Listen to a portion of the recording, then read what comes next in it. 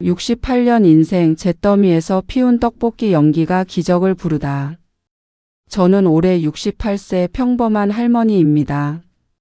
아니, 평범했다고 해야 맞겠네요. 지금 제 손을 보면 누구도 평범하다고 하지 않을 테니까요. 떡볶이 국물에 절어있고 순대 기름에 번들거리는 이 손. 하지만 이 손이 제 인생 최고의 무기가 될 줄은 그때는 정말 몰랐습니다. 2019년 봄, 그날도 평범한 아침이었죠. 엄마, 학교 다녀올게요. 막내가 현관문을 나서며 던진 인사가 그날의 마지막 평화로운 순간이었습니다. 오후 2시 43분. 제가 시장에서 장을 보고 돌아오는 길이었어요.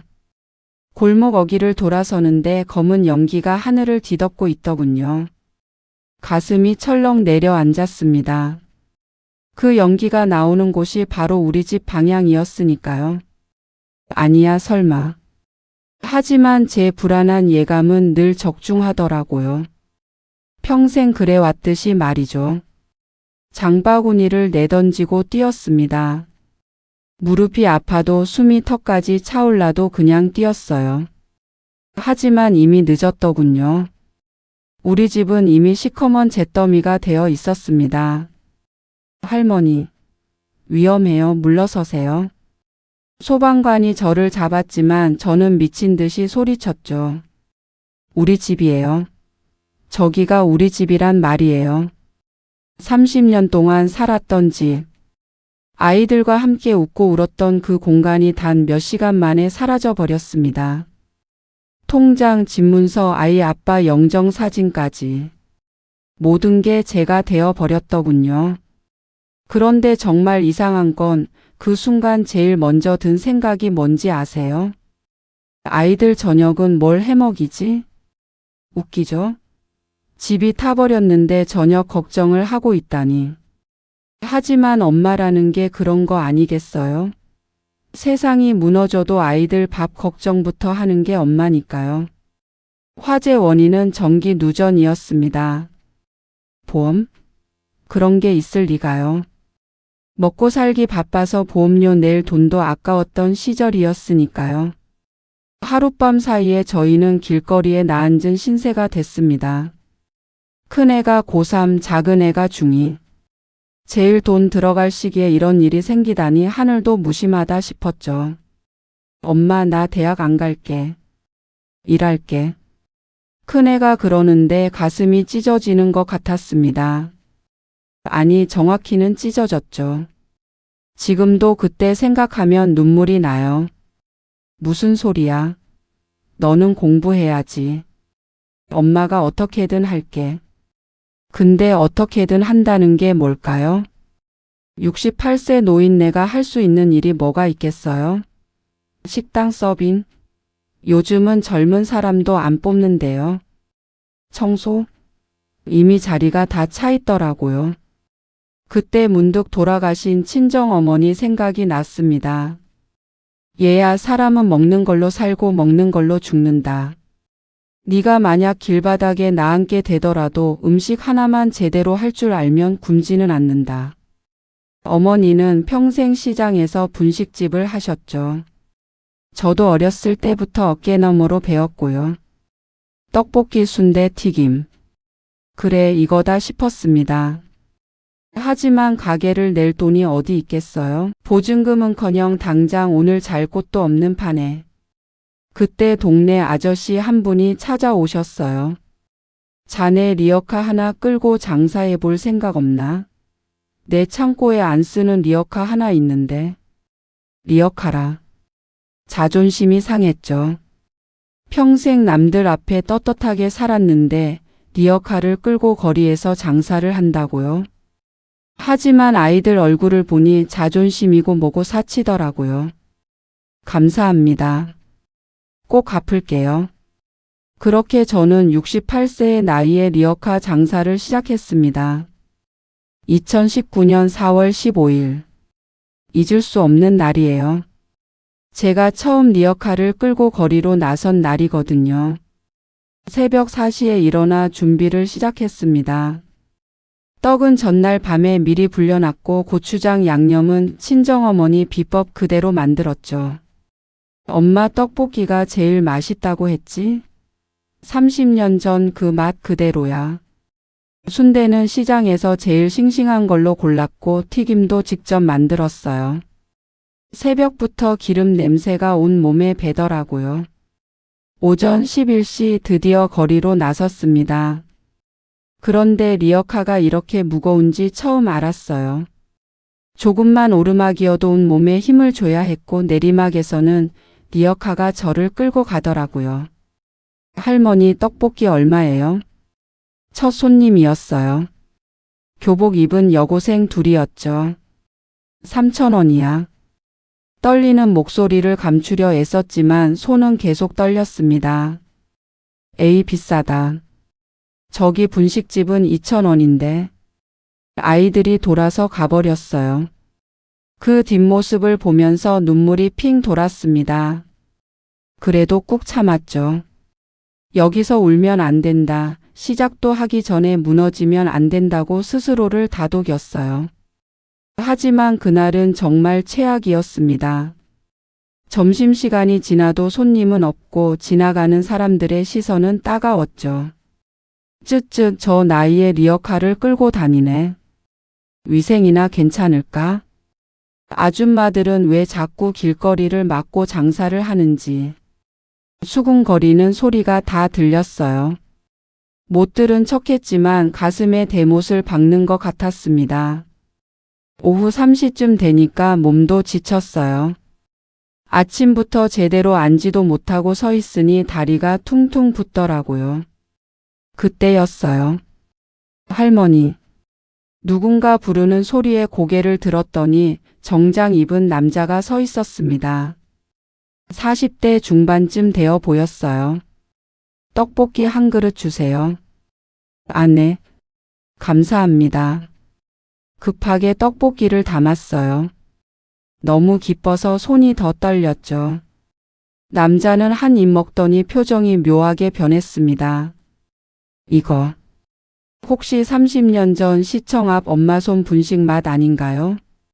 저는 깜짝 놀랐죠. 어머 어떻게 아세요? 거기가 우리 친정어머니 가게였는데. 남자의 눈가가 촉촉해지더군요. 저 거기 매일 가던 학생이었어요. 사법고시 준비할 때 하루 한 끼는 꼭 거기서 먹었죠. 그 맛을 잊을 수가 없었는데. 정말 그 맛이에요. 알고 보니 그 남자는 지금 검사가 되어 있었어요. 어머니 돌아가신 후로 그 맛을 찾아 헤맸는데 여기서 만나다니. 그는 떡볶이를 다 먹고 5만 원을 주고 갔습니다. 잔돈 됐어요. 괜찮아요, 할머니. 추억값이에요. 내일도 여기 계실 거죠? 그 말 한마디가 얼마나 큰 힘이 됐는지 몰라요. 누군가에게는 제 떡볶이가 추억이고 위로가 될 수 있다는 걸 깨달았거든요. 리어카 장사를 시작한 지 한 달쯤 됐을 때였어요. 단골 손님이 조금씩 생기기 시작했죠. 주로 제 또래 어르신들이었어요.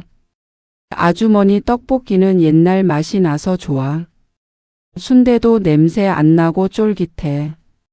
그런데 이상한 일이 생기기 시작했습니다. 어느 날부터 젊은 사람들이 하나둘 찾아오기 시작한 거예요.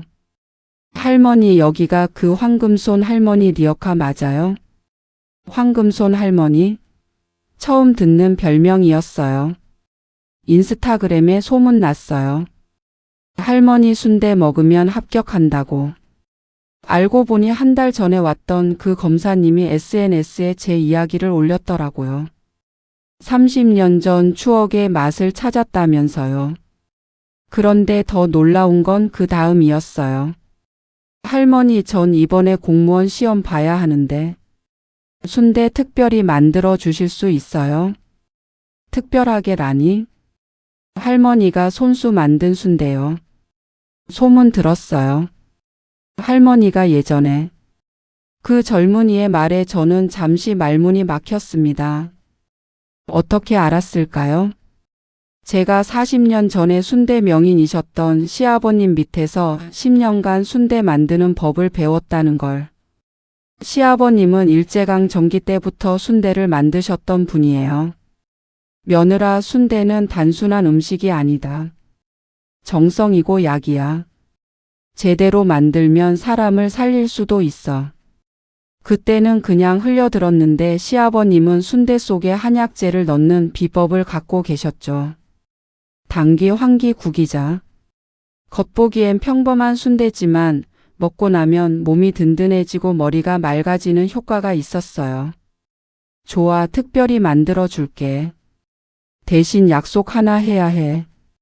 뭔데요, 할머니? 합격하면 꼭 좋은 일에 써먹어야 해. 약한 사람들 도와주는데 써야 한다고. 그 청년은 눈을 반짝이며 약속했어요. 그날부터 저는 새벽 2시에 일어나 순대를 만들기 시작했습니다. 시아버님의 비법대로 한약재를 우린 물로 선지를 씻고 찹쌀과 각종 약재를 배합해서 속을 채웠죠. 신기하게도 그 청년은 정말 공무원 시험에 합격했어요. 소문이 퍼지면서 시험을 앞둔 수험생들이 줄을 서기 시작했습니다. 할머니 순대 먹고 토익 900점 넘었어요. 저는 대기업 최종 면접 붙었어요. 미신이라고 할 수도 있지만 저는 알아요. 정성 들여 만든 음식에는 힘이 있다는 걸. 그리고 누군가를 응원하는 마음이 전해진다는 걸. 리어카 장사가 자리를 잡아갈 무렵 예상치 못한 일이 생겼습니다. 2019년 겨울 유난히 추운 날이었어요. 여느 때처럼 장사를 마치고 리어카를 끌고 집으로 가는데 누군가 제 뒤를 따라오는 것 같았습니다. 뒤를 돌아봤지만 아무도 없었어요. 그런데 골목에 들어서자 갑자기 누군가 제 어깨를 잡았습니다. 박정숙 씨 맞죠? 낯선 중년 남자였어요. 비싼 양복을 입고 있었지만 눈빛이 사납더라고요. 누구세요? 저 기억 안 나세요? 30년 전 강남 부동산 했던 조명호예요. 조명호. 그 이름을 듣는 순간 온몸이 얼어붙었습니다. 30년 전 저희 부부를 속여서 땅을 헐값에 빼앗아간 그 사기꾼이었거든요. 그때 그 땅 지금 시가로 200억이 넘어요. 덕분에 전 이렇게 잘 살고 있죠. 그는 비웃으며 말했어요. 근데 아직도 이렇게 살고 계시네요. 리역 하나 끌고. 쯧쯧. 순간 분노가 치밀어 올랐지만 꾹 참았습니다. 왜 저를 찾아오신 거죠? 그냥 옛 생각이 나서요. 그리고 경고하러 왔어요. 경고요? 요즘 순대 장사 잘 되신다며요? 근데 이 구역은 제가 관리하는 곳이에요. 장사하려면 자릿세를 내셔야죠. 자릿세라니. 길거리 장사꾼한테 자릿세를 받겠다는 거였어요. 한 달에 300만 원. 안 내면. 글쎄요, 리어카가 무사할까요? 그는 그렇게 말하고 사라졌습니다. 그날 밤 저는 잠을 이룰 수 없었어요. 30년 전 그 일이 생생하게 떠올랐거든요. 남편과 저는 작은 땅 한 조각을 갖고 있었어요. 시부모님이 물려주신 거였죠. 조명호는 달콤한 말로 우리를 속였습니다. 개발 정보를 미리 알고 있다면서 땅을 팔면 손해라고 자기가 대신 개발해 주겠다고. 순진했던 우리는 그를 믿고 모든 서류에 도장을 찍었죠. 그리고 하루아침에 모든 걸 잃었습니다. 땅도 돈도 심지어 남편의 건강까지도. 남편은 그 충격으로 쓰러졌고 3년 후 세상을 떠났어요. 여보 미안해. 내가 무능해서. 죽어가면서도 그 말만 반복했던 남편. 그런 그가 이제 와서 자릿세를 요구하다니. 하지만 이번엔 달랐어요. 제겐 지켜야 할 아이들이 있었고 무엇보다 제겐 비장의 무기가 있었거든요. 다음 날 저는 평소처럼 장사를 나갔습니다. 조명호의 협박 따위에 굴복할 순 없었으니까요. 그런데 정오쯤 건달처럼 생긴 남자 셋이 나타났어요. 할머니, 우리 사장님이 어제 얘기하셨잖아요. 자릿세 내라고. 난 그런 돈 없어요. 없으면 만들어야죠. 그들은 리어카를 발로 차기 시작했어요. 떡볶이 국물이 바닥에 쏟아지고 순대가 길바닥에 나뒹굴었죠. 그만. 제발 그만해요. 무릎을 꿇고 빌었지만 소용없었어요. 바로 그때였습니다. 거기 뭐 하는 거야? 우렁찬 목소리와 함께 정장 입은 남자들이 우르르 나타났어요. 앞장선 사람은 바로 한 달 전 제 떡볶이를 먹고 갔던 그 검사님이었습니다. 할머니 괜찮으세요? 어머 검사님. 알고 보니 그는 제 이야기를 듣고 계속 지켜보고 있었다고 해요. 조명호 씨 그동안 잘 지내셨나요? 검사님이 조명호를 아는 것 같았어요. 30년 전 부동산 사기 사건 기억하시죠? 공소시효가 지났다고 안심하셨나 본데. 조명호의 얼굴이 하얗게 질렸습니다. 최근 비자금 조성하고 계시던 거 다 증거 확보했습니다. 그리고 검사님이 제게 눈짓을 했어요. 할머니 이제 말씀하셔도 됩니다. 저는 떨리는 목소리로 입을 열었죠. 사실 제가 30년 동안 모아둔 게 있어요. 조명호가 놀란 눈으로 저를 봤습니다. 남편이 돌아가시기 전 당신이 사기친 증거를 다 모아뒀더라고요. 녹음기 서류, 심지어 당신이 다른 사람들 사기친 증거까지. 그건 사실이었어요. 남편은 죽기 전까지 조명호를 추적했고 언젠가 복수할 나를 위해 모든 걸 기록해뒀죠. 왜 지금까지 가만히 있었던 거요? 조명호가 떨리는 목소리로 물었어요. 기다렸죠. 당신이 가장 높이 올라갔을 때, 가장 많은 걸 가졌을 때를. 그때 모든 걸 잃는 게 어떤 기분인지 당신도 느껴보라고. 검사님이 조명호에게 수갑을 채웠습니다. 조명호 씨 구속영장 나왔습니다. 끌려가는 조명호의 뒷모습을 보면서 이상하게도 시원하지 않았어요. 복수를 꿈꾸며 30년을 살았는데 막상 그 순간이 오니 공허하더라고요. 할머니. 검사님이 제 어깨에 손을 얹었어요. 이제 자유로워지세요. 과거에서 벗어나세요. 그제야 눈물이 났습니다. 30년 만에 처음으로 흘리는 해방의 눈물이었어요. 조명호 사건이 언론에 보도되면서 저는 하루아침에 유명인이 됐습니다. 30년 만에 통쾌한 복수. 리어카 할머니의 눈물겨운 승리. 하지만 전 그런 관심이 부담스러웠어요. 저는 그저 조용히 제 리어카를 끌고 떡볶이를 팔고 싶었거든요. 그런데 손님이 너무 많아졌어요. 할머니 응원해요. 할머니 때문에 희망을 얻었어요. 사람들이 제 떡볶이를 사 먹는 건 맛 때문만이 아니었어요. 누군가는 위로를 받고 싶어서, 누군가는 용기를 얻고 싶어서 찾아왔죠. 어느 날 한 젊은 엄마가 찾아왔어요. 아이 둘을 데리고 왔는데 옷차림이 남루했죠. 할머니 떡볶이 하나만. 아이들이 먹고 싶어 해서. 근데 지갑을 열더니 얼굴이 빨개졌어요. 아, 죄송해요. 돈이 모자라네요. 얼마나 있는데? 2,000원이요. 저는 떡볶이를 푸짐하게 담아줬어요. 순대도 서비스로 얹어주고.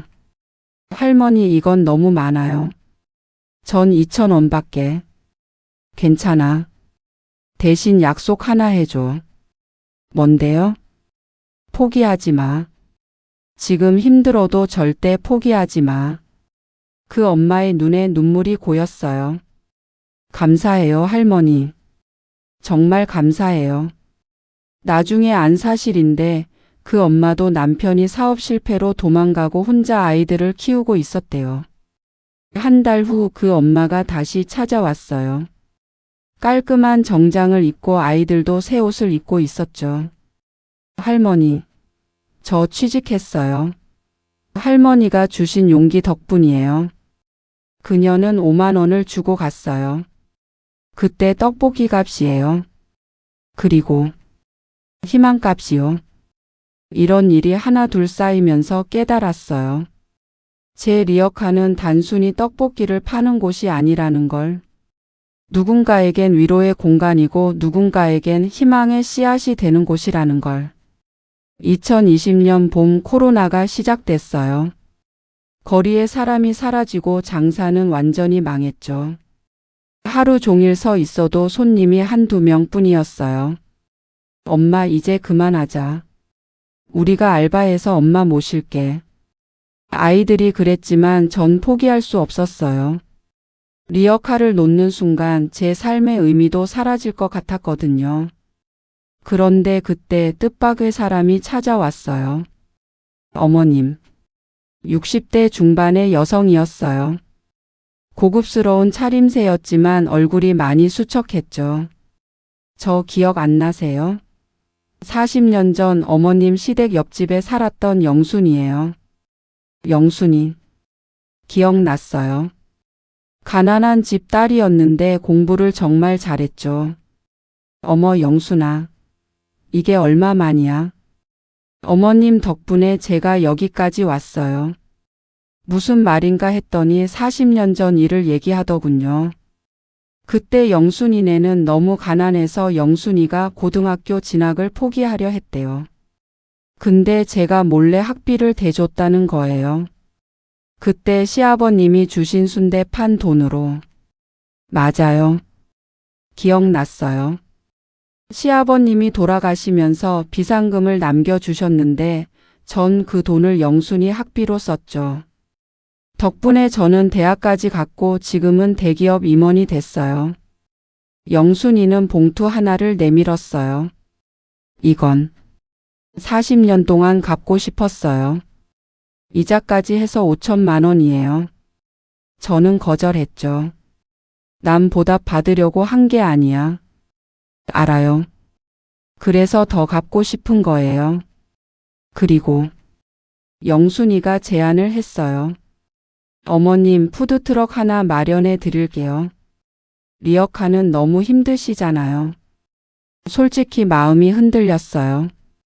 리어카는 정말 힘들었거든요. 특히 겨울에는 손이 곱아서 숟가락도 제대로 못 잡을 정도였으니까요.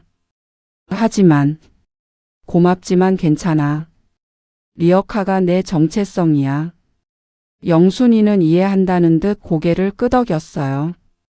그럼 이것만이라도.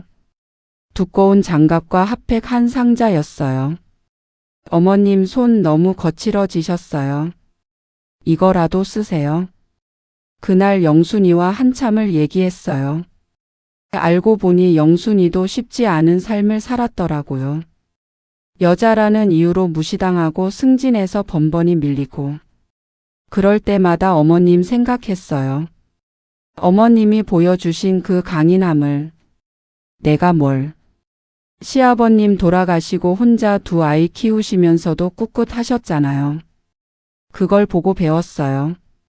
그제야 깨달았어요. 내가 알게 모르게 누군가에게 영향을 주고 있었다는 걸. 코로나가 한창이던 2020년 여름. 하루는 비가 억수같이 쏟아졌어요. 그날따라 무릎이 유난히 쑤셔서 장사를 접으려던 참이었죠. 그때 누군가 우산을 씌워줬어요. 할머니 비 맞으시면 안 돼요. 마스크를 쓴 청년이었어요. 괜찮아. 나는 이 정도 비는. 아니에요. 할머니는 소중한 분이에요. 그 말에 좀 이상한 느낌이 들었어요. 청년은 떡볶이 하나를 주문하고는 비를 맞으며 먹었죠. 우산 쓰고 먹어. 할머니가 더 필요하실 것 같아서요. 뭔가 낯익은 느낌이 들었는데. 혹시 재현이니? 청년이 마스크를 내렸어요. 정말 재현이었어요. 10년 전 제가 길에서 주워 키웠던 아이. 할머니, 저 기억하세요? 어떻게 잊겠어요? 10년 전 겨울 하굣길에 쓰러져 있던 아이를 발견했죠. 부모님이 교통사고로 돌아가시고 혼자 살던 고등학생이었어요. 제가 6개월 동안 돌봐줬죠. 제 아이들처럼. 그때 할머니 아니었으면 전 죽었을 거예요. 무슨 소리야? 너는 원래 강한 아이였어. 재현이는 지금 의사가 되어 있었어요. 코로나 때문에 정신없이 바빠서 이제야 찾아뵀어요. 그는 봉투를 하나 건넸어요. 이건 뭐니? 할머니가 저한테 써주신 돈이에요. 이제야 갚네요. 얘가 정말. 가족끼리 무슨 돈 타령이야. 그래요. 재현이는 제게 아들이나 다름없었어요. 할머니 제가 이제 모실게요. 리어카 그만 끌고. 또 그 소리? 난 아직 팔팔해. 재현이는 한숨을 쉬며 다른 제안을 했어요. 그럼 일주일에 한 번은 병원 오세요. 무릎 치료 받으셔야 해요. 병원비가. 제가 다 낼게요.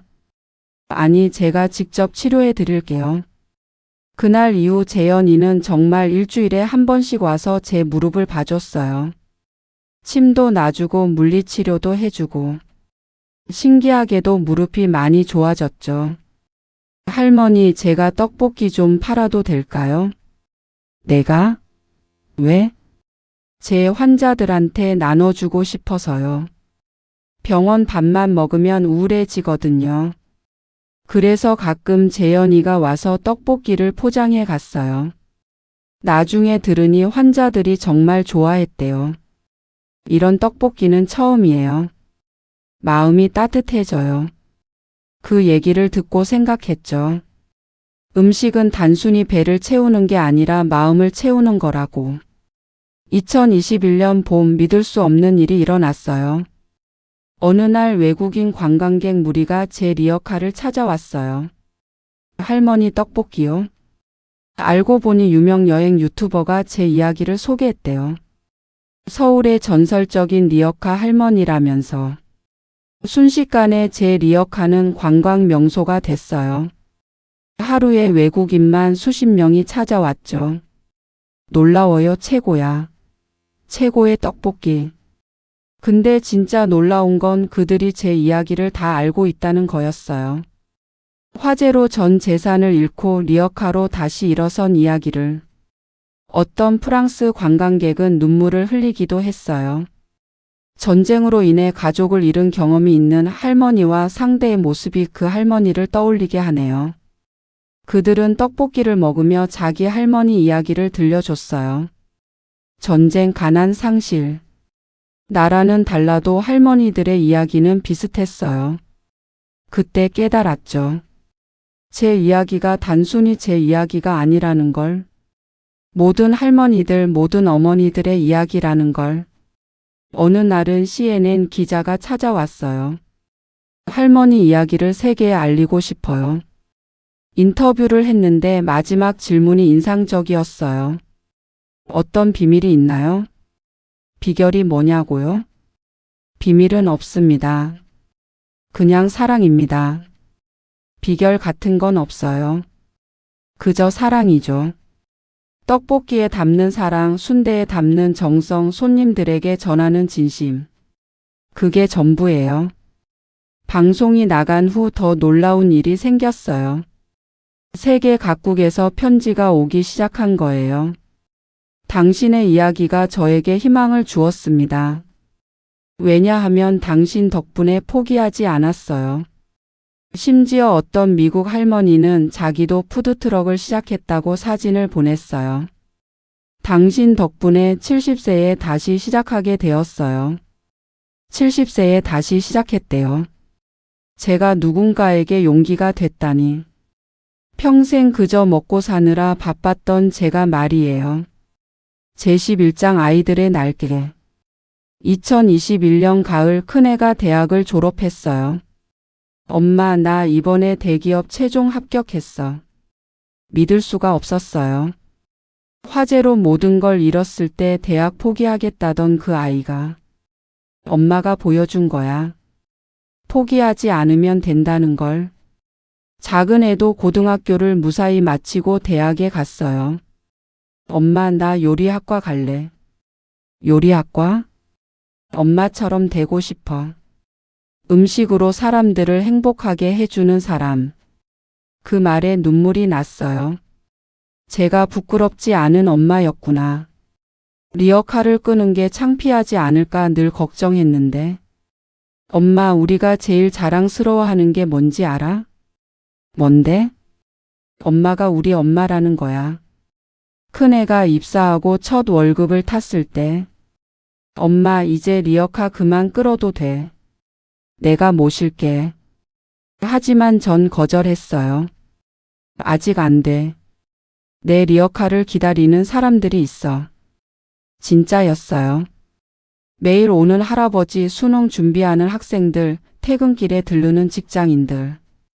그들에게 제 리어카는 하루의 위안이었으니까요.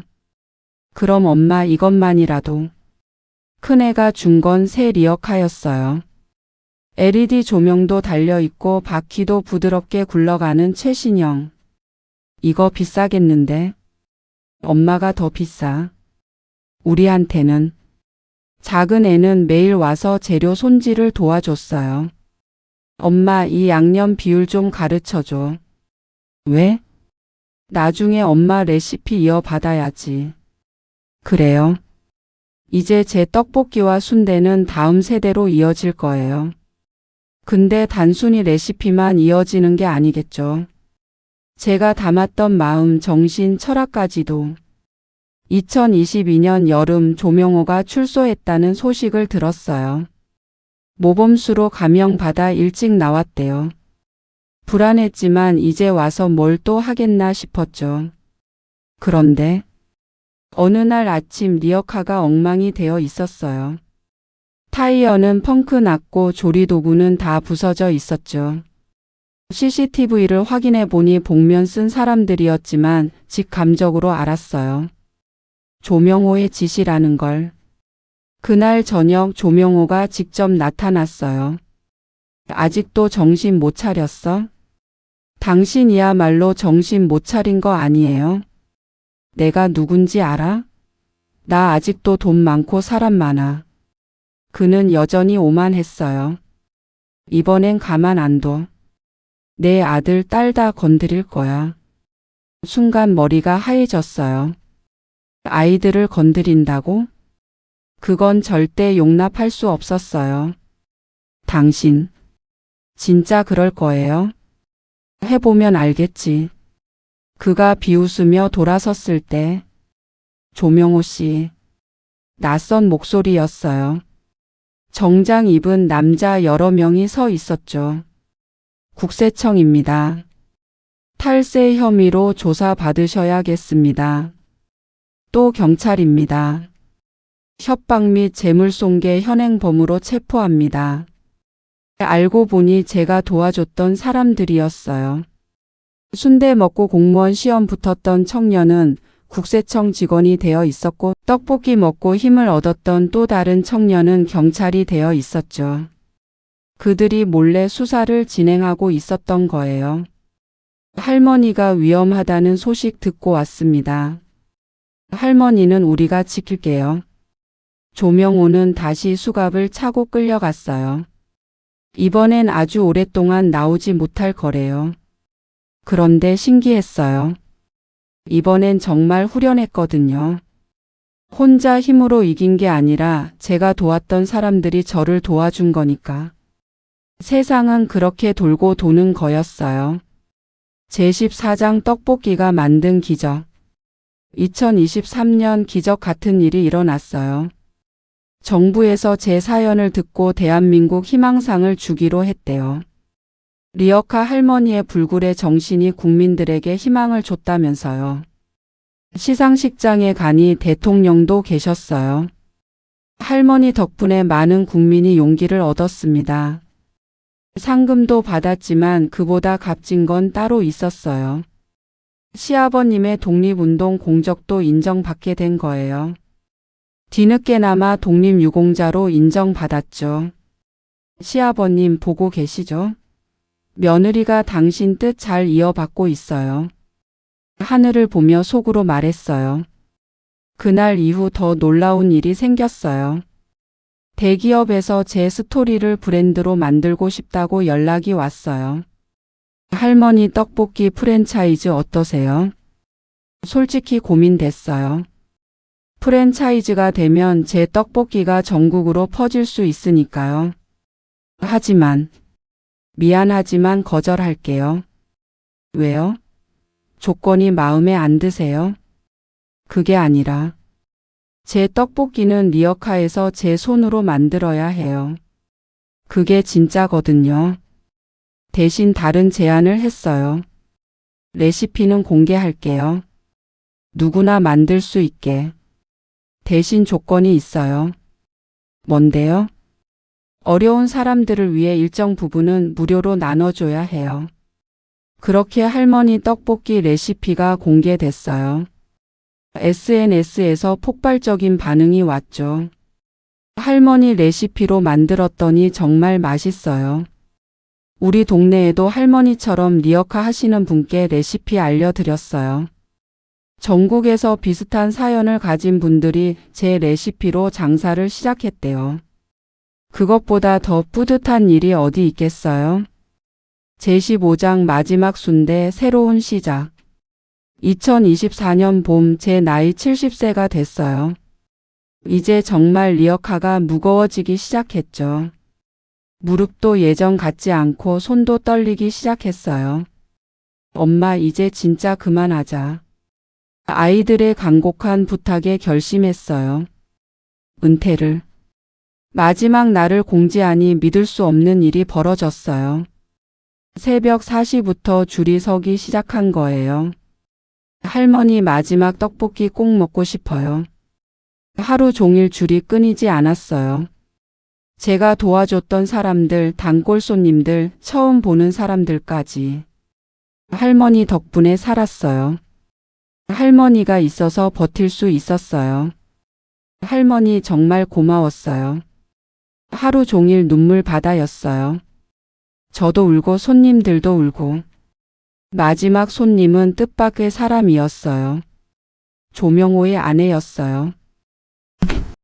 남편이 죄송하다고 전화래요. 그리고 그녀는 봉투를 건넸어요. 이건 남편이 할머니께 진 빚이래요.